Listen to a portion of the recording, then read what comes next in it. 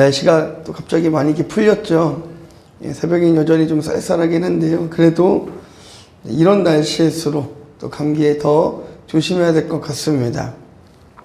이제 코로나도 조금 지나가고 또 교회들마다 각종 뭐 프로그램들 또 못하던 행사들 또 뭐 국가기관들도 그렇고요. 학교도 그렇고요. 그런 행사들이 이제 스물스물 다시들 이제 시작되는 것 같아요. 그런데요. 한 가지 이렇게 시간이 지나면 지날수록 우리가 이 코로나라는 것을 잊어야 될까요? 잊지 말아야 될까요? 잊어서는 안 되죠. 잊어서는 안 되죠. 이 기간 동안에 있었던 뭐 경제적 변화, 그리고 또 뭐 국가적 변화, 그 병을 치료했던 바이러스의 치유의 방법, 이런 것들을 상세하게 기록해 놓고 데이터화 시켜 놓고 그렇게 하는 목적이 뭘까요? 이유가 뭘까요? 그 후에 또 비슷한 질병이 왔을 때에 어떻게 대책을 마련해야 되는지를 또 남겨놓기 위하여서, 그 다음에 왔을 때에는 대공황 상태가 아니라 빠르게 그런 것들을 처리해 나가기 위해서 우리는 그런 아픈 기억들도 잘 간직하고 기억해야 됩니다. 103년 전 3월 1일에 그날에도 우리 한국교회는 굉장히 그 어두운 역사 속에서도 빛의 역할을 감당했습니다. 아주 매서운 일제 탄압 속에서도 굴하지 않고 예배를 멈추지 않고 또 복음을 멈추지 않고 나라를 위해 헌신했습니다. 그 당시 한국 초대교회 중 하나였던 그 상동교회 전덕기 목사님의 이야기로 오늘 말씀을 좀 시작하려고 해요. 이 전덕기 목사님은 일찍 부모님을 여입니다. 그리고 이제 숙부 밑에서 이제 숫장사를 하다가 17세가 되던 해에 한 선교사님을 만나게 돼요. 스크랜턴 선교사라는 분을 이제 만나게 됩니다. 그분으로부터 복음을 듣고 예수를 영접하게 됩니다.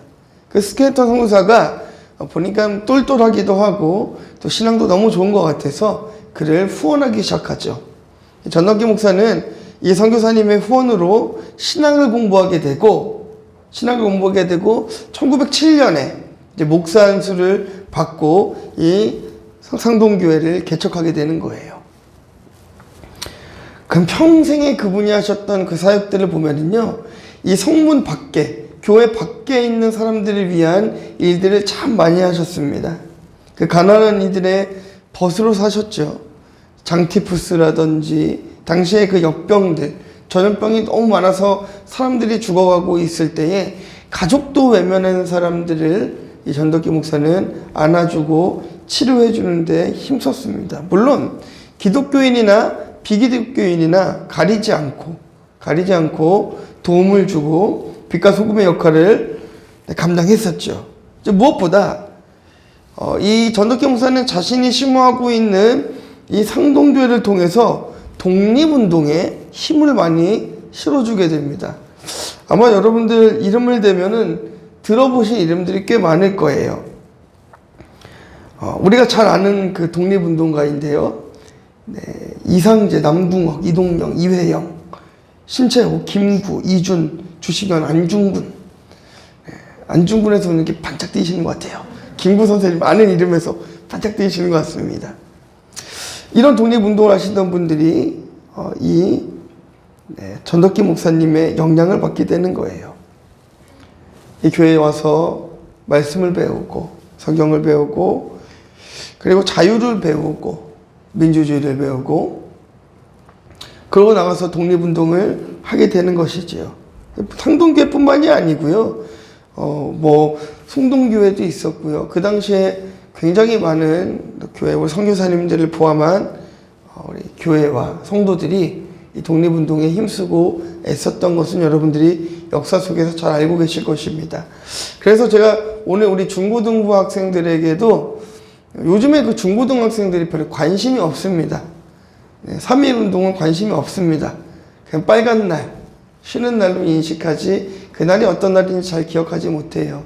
그래서 제가 오늘 마포 3년 선교사님의 그 다큐 영상을 하나를 같이 보여주면서 기독교가 이 독립운동에 어떻게 큰 역할을 해주었는지를 또 한번 같이 전해 주었습니다.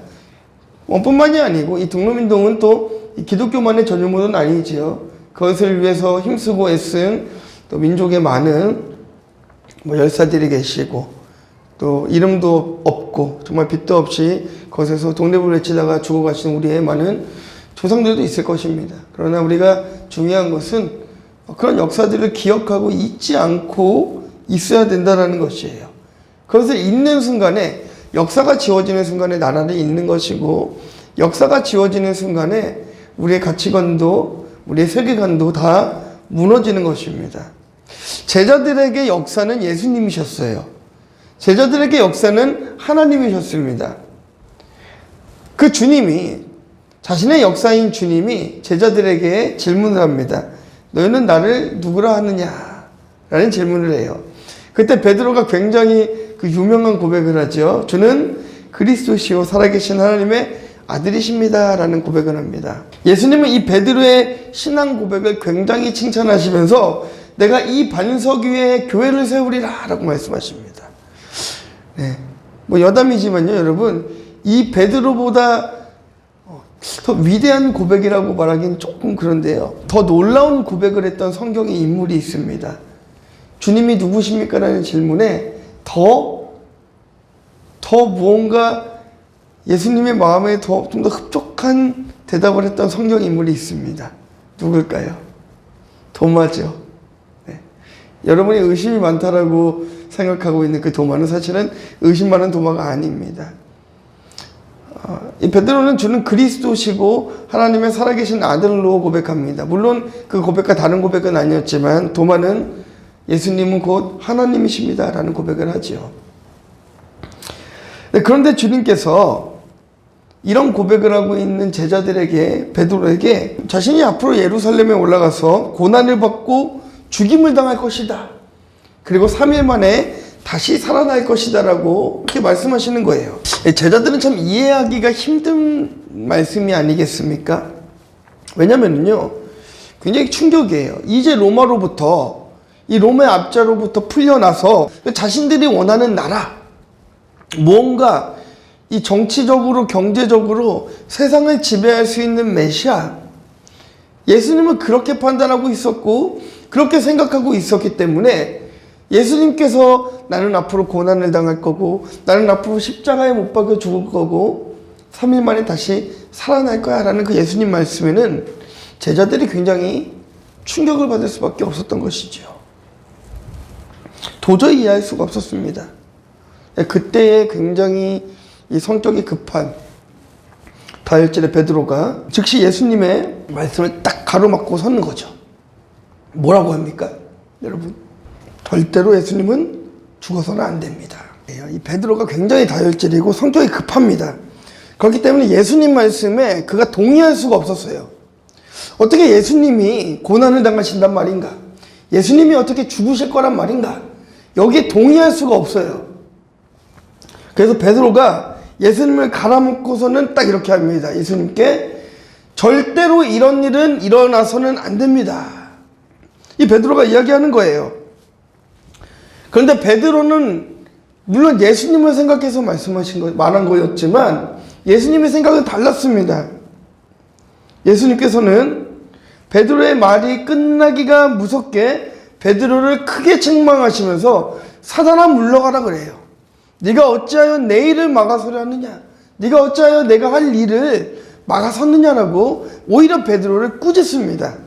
조금 전까지만 해도 주는 그리스도시요 살아계신 하나님의 아들이십니다 라는 놀라운 고백을 했던 베드로였지만 예수님께 칭찬받았던 베드로였지만 지금 예수님 앞에 혼인하고 있어요. 예수님과 베드로 사이에는 이 타협할 수 없는 어떤 간격이 있었던 것입니다. 예수님께서는 자신이 고난을 받고 죽어야 된다라고 말씀을 하고 계시고 베드로는 예수님은 절대로 그런 일이 있어서는 안 된다라고 이야기하는 거예요. 이 십자가의 사건을 두고도 다른 견해를 보이긴 합니다. 예수 안에 있는 사람들에게 십자가의 사건은 은혜이죠.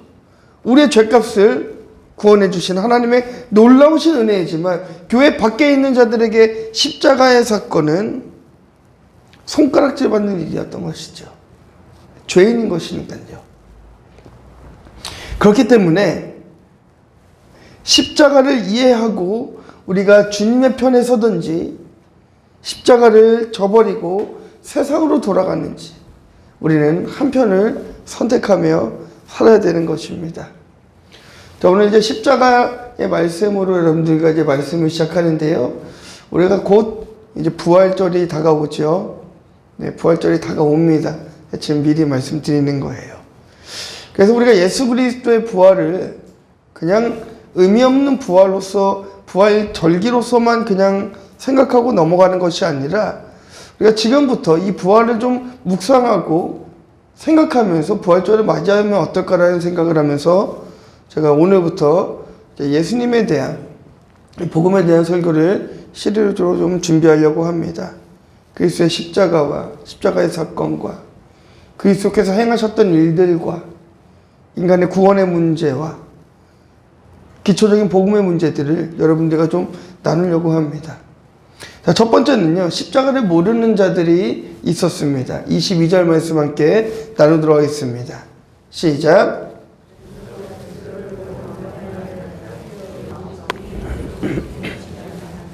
자, 이 일이 결코 주께 미치지 아니하리다. 베드로가 예수를 붙들고, 베드로는 십자가의 고난과 그 죽음의 의미를 다 이해하지 못했습니다. 예수님이 고난받고 죽으신다 말씀하실 때 베드로는 펄쩍펄쩍 뛸 수밖에 없는 것이지요. 여기서 이제 붙잡고라고 되어 있죠.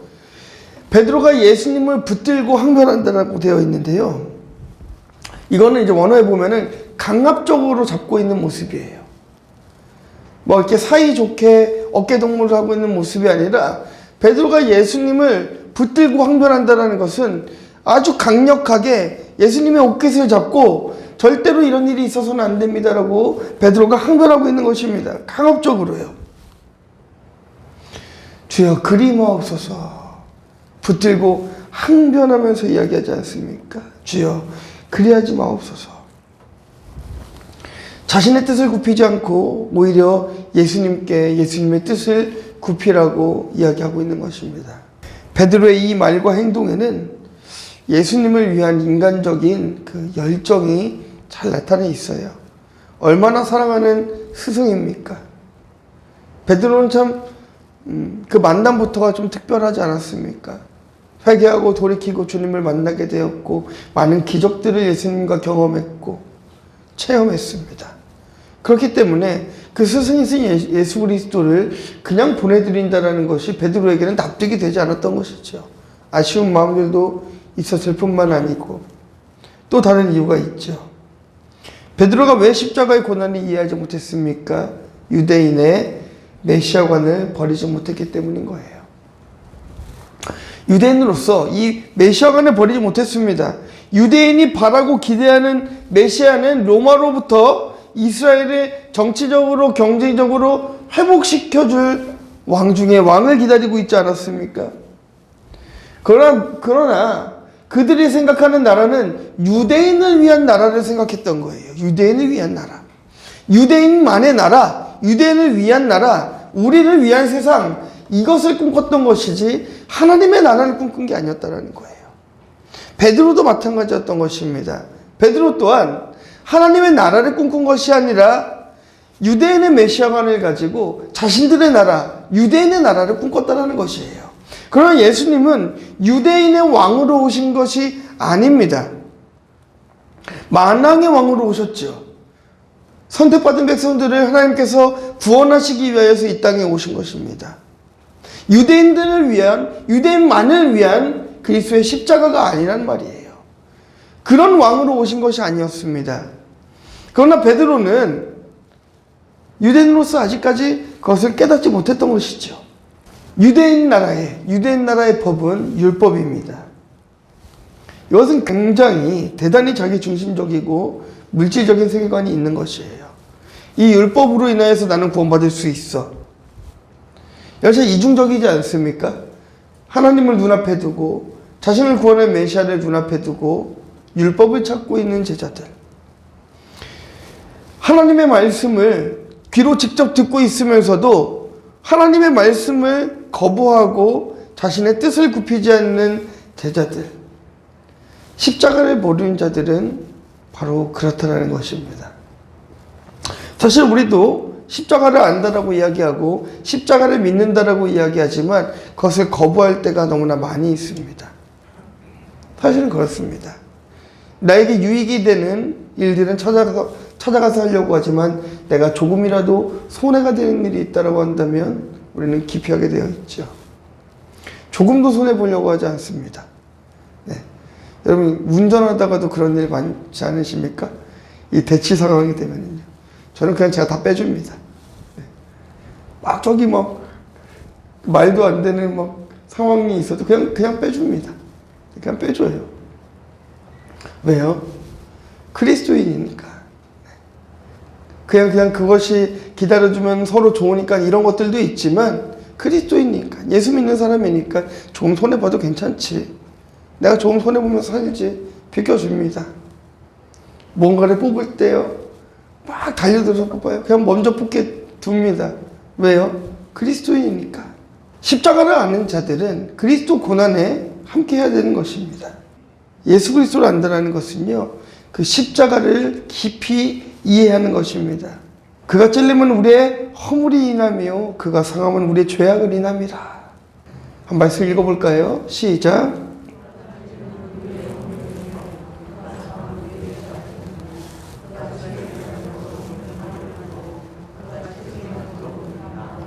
아멘. 십자가가 없는 복음은 가짜입니다.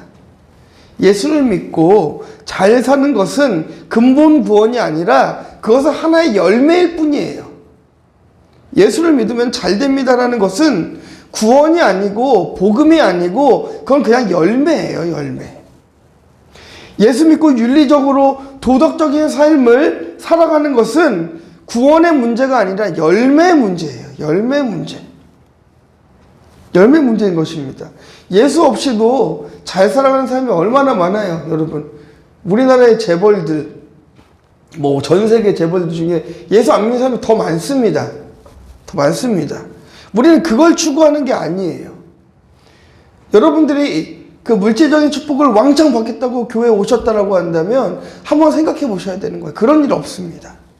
왜냐면은요, 여러분, 예수님께서는 여러분들을 구원하시기 위한 목적으로 오셨고 이스라엘 백성들을 깨닫게 하기 위해서 오셨지, 하나님께서는 여러분들을 부자를 만들어 주시려고 이 땅에 오신 분이 아니라는 거예요. 십자가는 그런 값싼 복음이 아닙니다. 단순히 우리를 잘 먹게 하고 잘 살게 하려고 이 땅에 오신 복음이라고 한다면 여러분, 우리는 소망이 없어요. 그냥 이 땅의 소망을 들고 여러분 살아가시면 되는 거예요. 하지만 우리가 추구하는 것은 그것이 아니라는 것이죠. 하나님의 자녀가 되는 것, 천국 백성이 되는 것, 그 나라, 하나님의 나라, 천국에 가서 영원토록 하나님과 즐거워하며 살아가는 것이 우리의 목적이고 우리의 목표가 되는 것이기 때문에 이 땅에서 살아가는 어떤 물질적인 것에 큰 소망을 두지 않고 살아가도 된다는 것입니다. 십자가가 없는 기독교는 여러분, 기독교가 아닌 것이에요. 우리는 하나님의 십자가, 그리스도의 십자가를 깊이 묵상해야 됩니다. 내가 원하는 모습의 십자가로 이해해서는 안 됩니다. 예수님께서 본래 지셨던 그 십자가의 모습을 회복해야 되는 줄 믿습니다. 오직 십자가만이 하나님의 진노를 해결하고 우리를 영생의 길로 들어서게 해주실 것입니다. 십자가를 붙드는 성도가 수준 높은 성도인 것입니다. 말씀을 더 많이 알고 기도를 더 많이 하는 성도가 수준이 높은 성도가 아니라 십자가를 진실하게 붙들고 있는 성도가 진짜 성도이고 하나님 보시기에 가장 아름다운 성도일 것입니다. 우리는 그것을 믿고 십자가가 있는 성도, 십자가가 있는 기독교, 십자가가 있는 교회로 우뚝 서기를 주님의 이름으로 축원합니다. 자, 두 번째는요, 자신을 부인해야 되는 것이에요. 자, 24절 말씀 보도록 하겠습니다. 시작.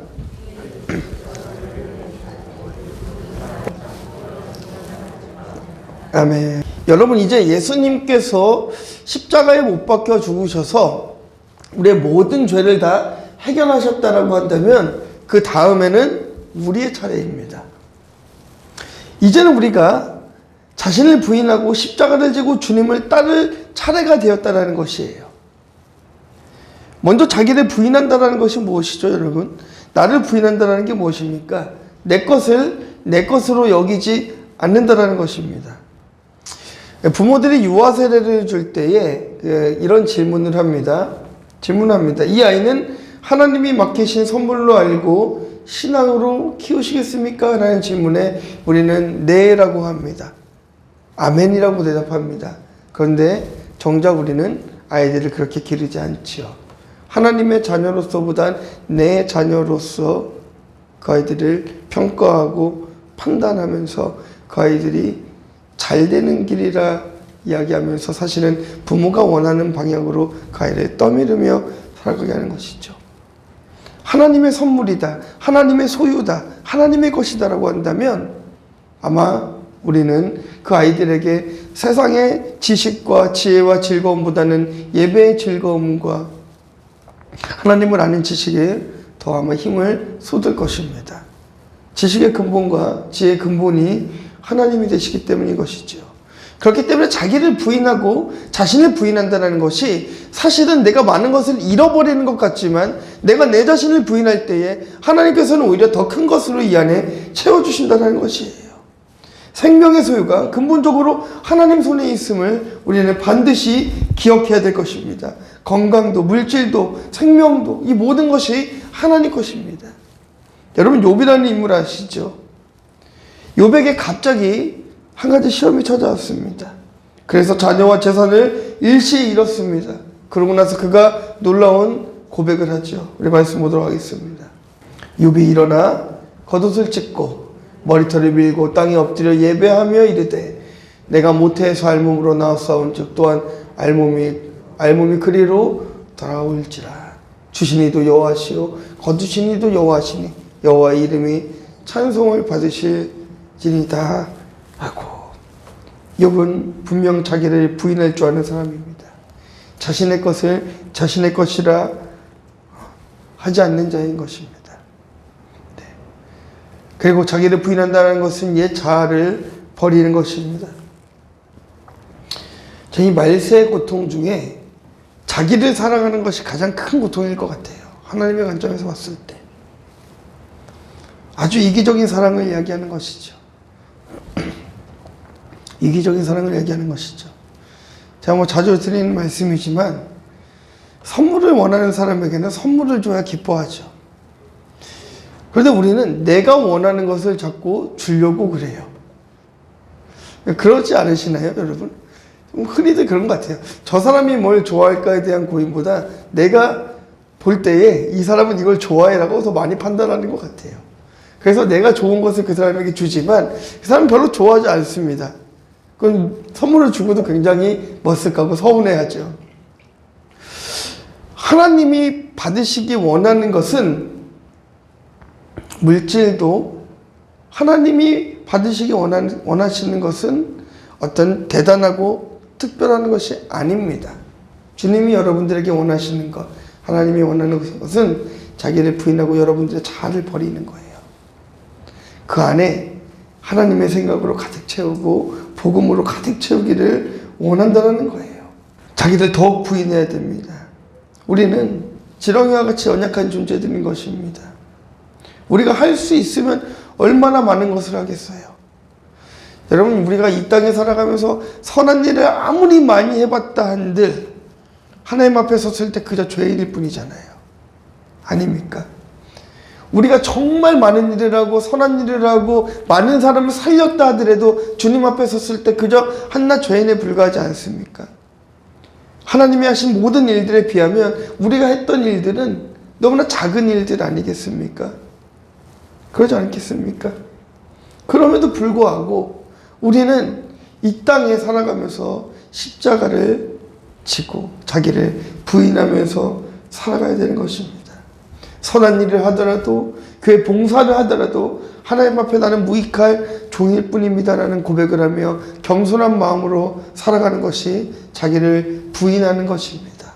내가 조금 더 배웠다고, 내가 조금 더 안다고. 여러분, 간혹 가다가 이제 그런 경우들을 봐요. 이 목사님들의 설교를 저도 많이 모니터링을 하거든요. 많은 교회 목사님들이 설교 듣는데 어떤 분들은 굉장히 지식적이고 굉장히 철학적이고 너무 많이 아는데 은혜가 잘 되지 않는 분들이 있는 반면에 별로 아는 게 없으신 것 같아요. 막 정리도 잘 안 돼 있고 뭐 원고도 없으신 것 같고 굉장히 막, 그런데 설교를 들으면 정말 귀에서 맴도는 설교들도 있어요. 설교는 지식도 아니고 지혜도 아니고 설교는 여러분 복음과 진리인 것입니다. 그렇기 때문에 자신을 부인하고 말씀을 대해야 됩니다. 말씀 앞에 나를 비추어 봤을 때 말씀이 틀렸다라고 생각하는 것이 아니라 내가 틀렸다라고 생각하는 것이 자기를 부인하는 것입니다. 하나님이 옳다고 하실 때에 하나님 이거는 틀렸습니다라고 이야기하는 것이 아니라 부당하게 느껴질지라도 하나님이 옳으시다라고 말하는 것이 자기를 부인하는 것입니다. 우리는 그렇게 살아가야 되는 것입니다. 우리가 말씀 안에 살아가야 되는 것입니다. 성령이 충만한 교회와 성도가 되어야 될 줄 믿습니다. 성령의 은사와 열매가 가득 넘치는 교회가 되어야 되는 줄 믿습니다. 여러분이 여러분 자신을 부인할 때에 여러분들 삶 가운데에 아름다운 성령의 열매들이 주렁주렁 맺힐 것입니다. 여러분이 자신을 부인하면 여러분들 가운데 일하실 하나님의 비전이 비로소 보이게 될 것입니다. 자, 마지막 세 번째는요, 십자가를 지고 나를 쫓아야 됩니다. 자, 말씀 한 번 더 24절 읽도록 하겠습니다. 시작.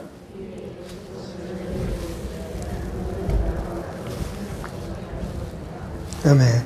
여러분, 이게 글을 쓰는 사람들도요, 글에 감정이 실립니다. 저도 이제 원고를 쓰다 보면은, 이제 보통 이게 설교 원고를 쓰면은, 한 뭐 7장 정도, 8장 정도로 설교를 하거든요. 근데 사실 이제 초본 원고가 나올 때는 한 15 정도가 나와요. 거기서 이제 줄이는 거예요. 그런데 이 원고에 보면 사람의 어떤 그 감정들이 글에 이렇게 들어가는데, 이번 주 말씀 이제 제가 준비를 하고 제 원고를 이렇게 쭉 보는데, 굉장히 뭐라고 해야 될까요? 격양되게 막 썼더라고요. 십자가를 생각하니까 막 가슴이 뛰는 거예요. 십자가를 부인해야 되고, 십자가를 지고 나를 쫓으라는 그 말씀을 묵상하고 여러분들과 나눌 생각을 하니까, 그렇지. 우리가 잊고 있었던 게 이거지. 이런 생각을 하면서 그리스도의 부활을 우리가 기다리고 그것을 기념하면서 우리가 생각해야 되는 게 무엇인가, 이거를 고민해 봤을 때 우리의 첫 번째 시작은 나를 부인하고 십자가를 따르는 것부터 시작되겠구나. 저부터 이 말씀을 준비하면서 굉장히 많은 은혜를 받았습니다. 자기를 부인하고 난 다음에 그 다음에 해야 될 일이 무엇입니까? 십자가를 지고 이제는 주님을 따라가는 거예요. 나를 부인했으니까, 내 자아가 없으니까, 이제 나는 틀리고 하나님이 옳으시다라고 고백했으니까 이제는 십자가를 따라서 가는 것입니다. 당시의 사람들은 십자가에서 죄수들이 처형되는 것을 눈으로 다 보았습니다. 십자가는 생각하고 싶지 않은, 그들에게는 악몽과 같은 최악의 상황을 연상시키는 그런 그림이었어요. 그런데 주님께서 제자들에게 요구하시는 것은 그 십자가를 지고 나를 쫓으라는 거예요. 여러분, 가능한 이야기입니까? 그게 가능한 이야기예요? 불가능하지 않습니까? 왜 주님께서 자기 십자가를 지라고 하시는 거죠? 즐겁지도 않은 그 십자가를 왜 지라고 하시는 것입니까? 이유는 아주 단순했습니다. 십자가가 없으면 여러분 순종하지 않습니다. 우리가 십자가를 지지 않으면 내 의가 커지고 십자가를 쫓아가지 않으면 주님께 불순종하게 되어 있는 것이죠. 네. 온전치 못하고 여러분 속썩이는 자녀들이 있습니까? 여러분의 십자가입니다. 그 자녀 때문에 더 하나님 앞에 나오게 될 거예요. 네. 치료되지 않는 육신의 병으로 인해서 고통당하고 계신 분들이 계세요. 그 여러분의 십자가인 것이죠. 그 병 때문에 오히려 더 주님 앞에 나오게 되는 것입니다. 사도 바울도 몸에 병을 가지고 있었습니다. 세 번이나 그 병이 떠나가기를 주님 앞에 기도했지만 하나님께서 하신 대답은 내 은혜가 내게 족하다라는 말씀이셨어요. 부족함이 없다라는 말씀이셨습니다. 그 말씀즉슨 그 십자가를 네가 몸에 지니고 살아가면서 그 육신의 질병을 바라보며 인간의 연약함을 깨닫고 하나님의 크심을 배우라는 그런 것이지요. 그것이 바로 십자가를 따라 살아가는 것입니다. 여러분의 십자가는 각각 다를 것입니다. 제가 다 알지 못하는 여러분만이 가지고 있는 여러분의 십자가가 있을 것입니다. 중요한 것은 우리가 그 십자가를 지고 따르는 것이었습니다. 실제로 제자들이 이 십자가를 지고 그들의 마지막을 보면 다 자신의 십자가를 지고 주님을 위해서 순교하는 것으로 그들의 인생이 마감되는 것을 볼 수가 있습니다. 마치 우리 3.1 운동을 했던 우리 믿음의 선진들과도 비슷한 모습이었어요. 그들도 목숨을 걸고 나라를 위해 헌신하지 않았습니까? 이 제자들은 십자가로 자신을 부인하고 자신의 자아를 버리고 십자가를 쫓을 때에 비로소 하나님의 나라가 보이기 시작했어요. 그때 비로소 하나님의 나라가 보이기 시작했습니다. 육신의 나라. 뭔가 나를 잘 살게 해줄 것만 같은 그 나라. 그것이 아니라 진짜 하나님의 나라가 십자가를 쫓기 시작하니까 보이기 시작했어요. 우리가 우리의 욕심을 버리고 내 자아를 부인하고 그리스도의 십자가를 쫓아가고 그대로 살아가고 주님 말씀에 순종하며 나아가면 여러분들의 길이 보일 것입니다. 제자들이 그래야 했듯이 길이 보일 것입니다. 답이 없는 인생, 길이 없는 인생, 어찌할 바를 모르는 인생, 죽어서 지옥 가야 되는 인생, 하나님께서 이 땅에 오셔서 건져주신 거 아니겠습니까? 그렇다라고 한다면 여러분, 우리가 못할 일이 뭐가 있겠어요? 십자가를 집시다. 함께 지고 갑시다.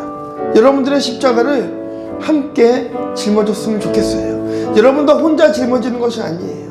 우리가 함께 그 십자가를 짊어졌으면 좋겠습니다. 자신을 부인하고 우리가 모든 사람이, 우리 모든 성도들이 함께 자신을 부인하고 십자가를 쫓아서 살아가면은요, 하나님, 우리 교회 부흥을 위해서 기도하지 않아도 교회는 부흥될 것이에요. 우리가 십자가를 따라 살아야 교회는 부흥하고 이 나라는 바른 길로, 옳은 길로 가게 되는 것입니다. 결론이에요. 십자가를 묵상합시다.